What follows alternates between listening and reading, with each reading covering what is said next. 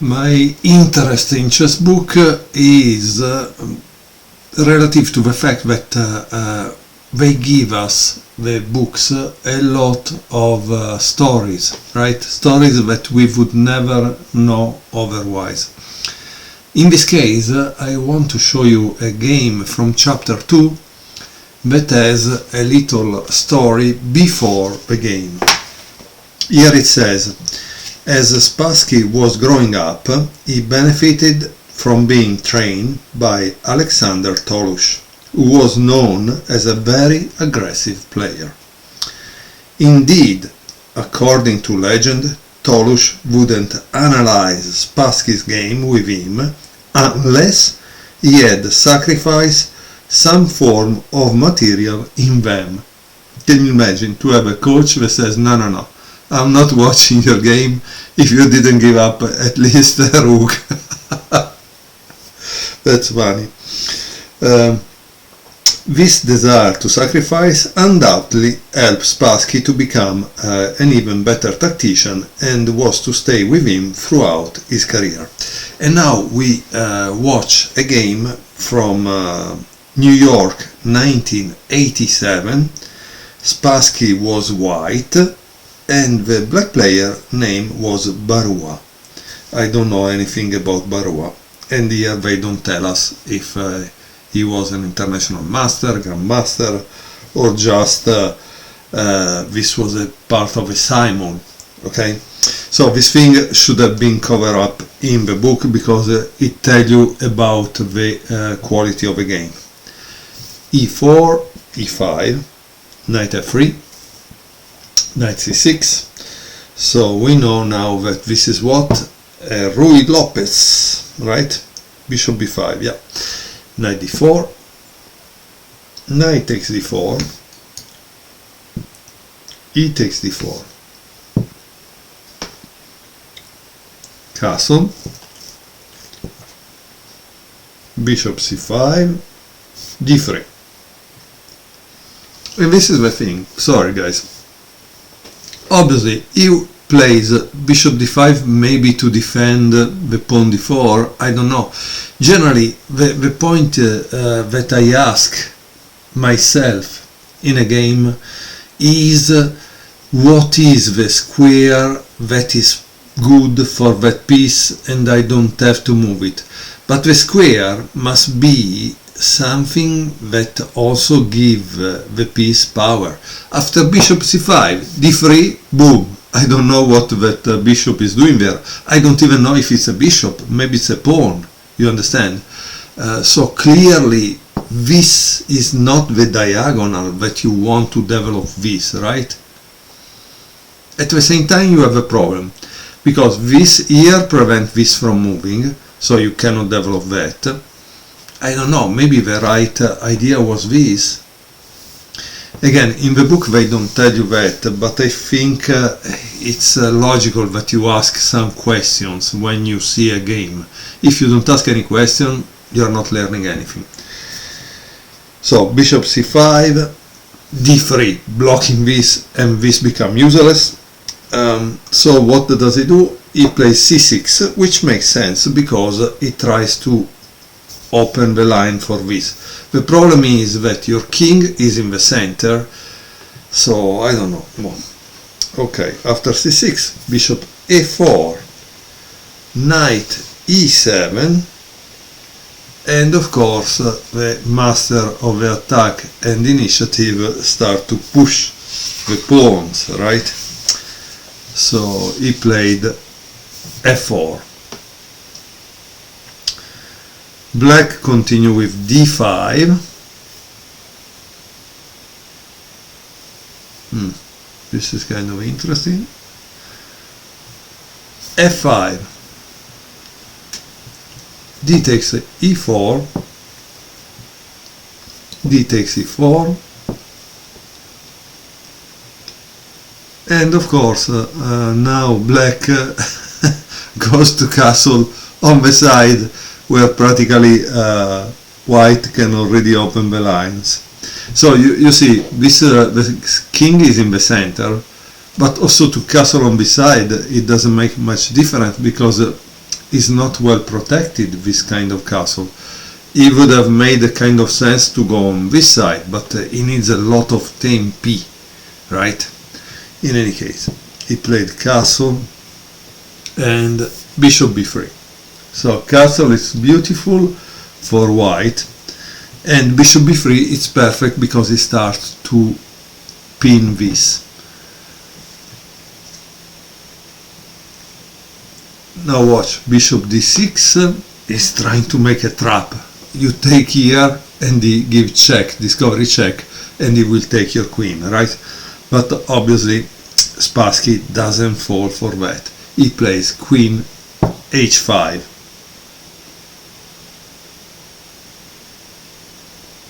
And now black plays a move that doesn't make any sense, d3.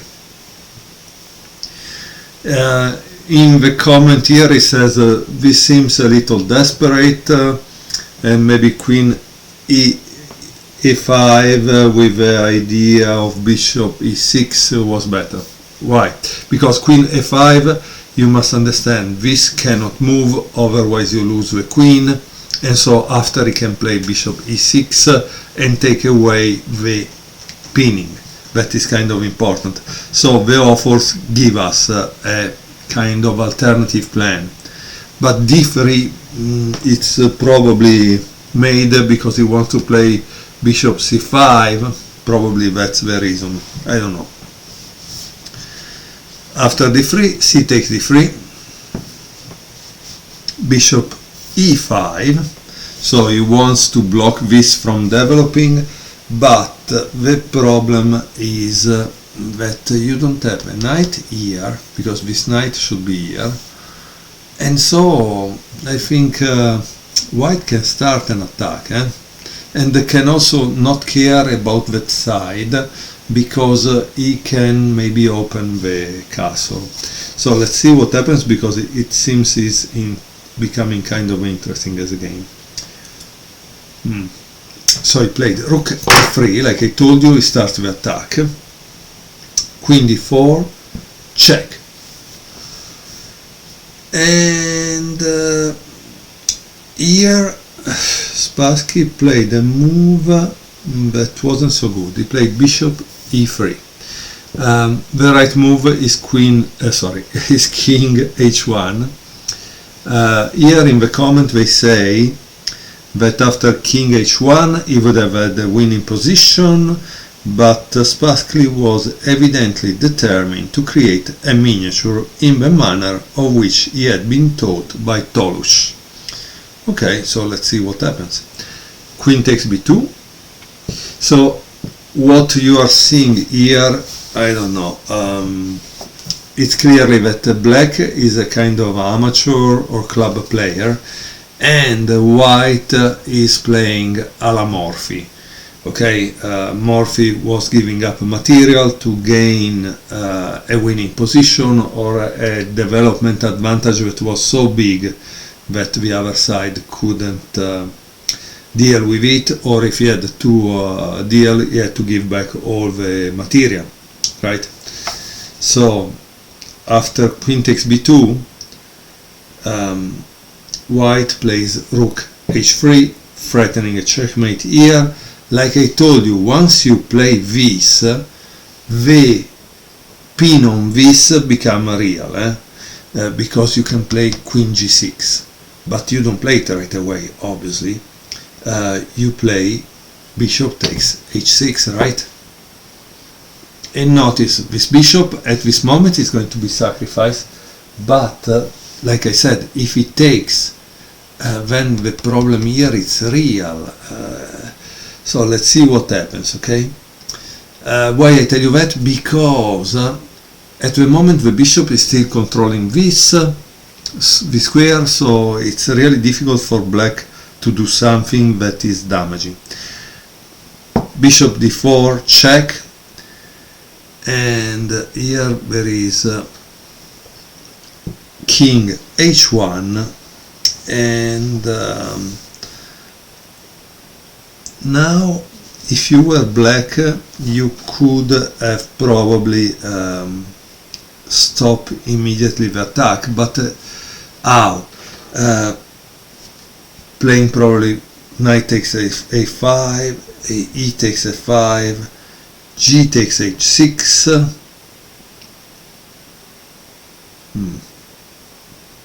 Then bishop takes f5 and the attack is over, he says. Let's see. So at this point, let's see how it... I think it's important to see this position because it's interesting.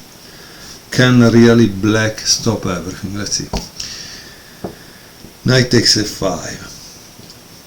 E takes f5. Here it says g takes h6.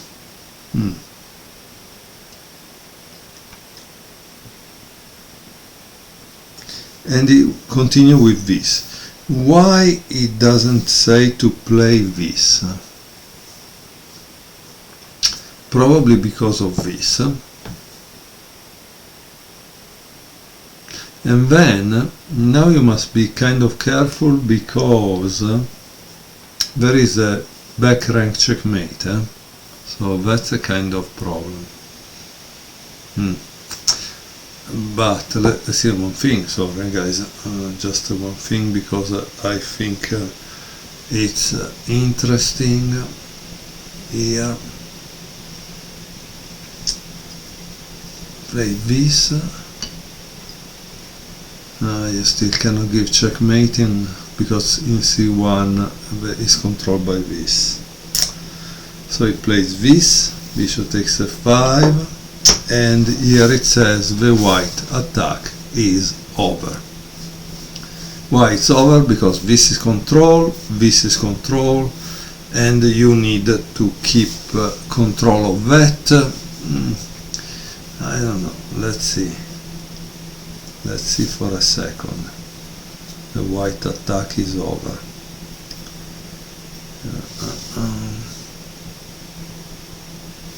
Check. He can only stop it.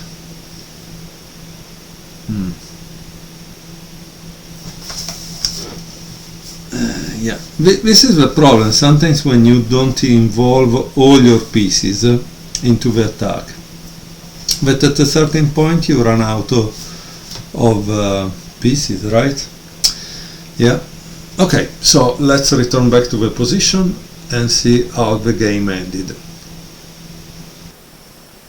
Okay, so this was the position in which we saw that if black would have played knight takes f5, a very interesting move, he would have been able to stop white attack. Instead, black played queen f2 with the idea to give checkmate on g1, right? But unfortunately it doesn't work. Because after knight c3 he plays then g6, f takes g6, and here he plays bishop takes h3.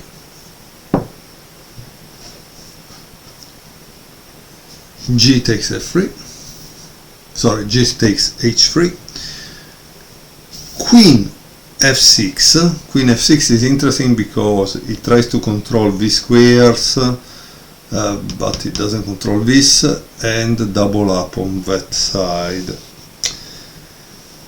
And now, what do you think white played? White played bishop e3. And here they say white is winning and Spassky found the most aesthetic route. So why is white winning, right? Because you say, I'm sorry, I can play this, right? Yes, you can play that, but then it's white turn, right? And white will play this. Now what do? You take, right? Because if you go away, there is a problem here, no? There is a problem. So let's say you take.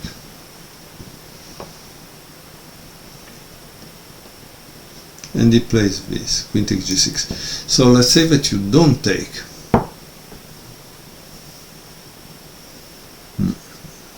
What do you do as well? Probably at that point you can involve the other rook and the game is over in any case. So let's take on d4 instead and let's see what happens. Queen takes g6, check. Queen g7, queen f5. Queen f5 is dangerous because you want to play rook g1 and your queen is pinned, right? So king h8, rook g1 in any case, queen h6, and here the move is rook g5. Okay, and here it says, and white wins the entire opposition army. So this was the end of this game. I hope you enjoyed it. Obviously here the check is here, and if you obviously go back, like let's say that there is, I don't know what he plays now because it's kind of difficult, but I don't know, let's say, I don't know how we stop it. Yeah, it's a little messy. Because from one side he needs to remove it, this, but if he removes it he gets check, and then he gets check again. Yeah, the game is over. In any case, this was from chapter 2 of the book Boris Spassky, Master of Initiative. A beautiful game. Also, if black defense could have been better, because that knight takes f5 was a very, very interesting move. And again, sometimes you can use these games for both sides, because in the sense this knight takes f5 was a beautiful defensive move. I don't know if it was found by a computer, but if it was found by the human in the game, would have given Spassky clearly a headache, right? Because then all his attacking stuff would have disappeared. Okay, I hope you enjoyed the book and the game. Thank you very much for watching. See you next time.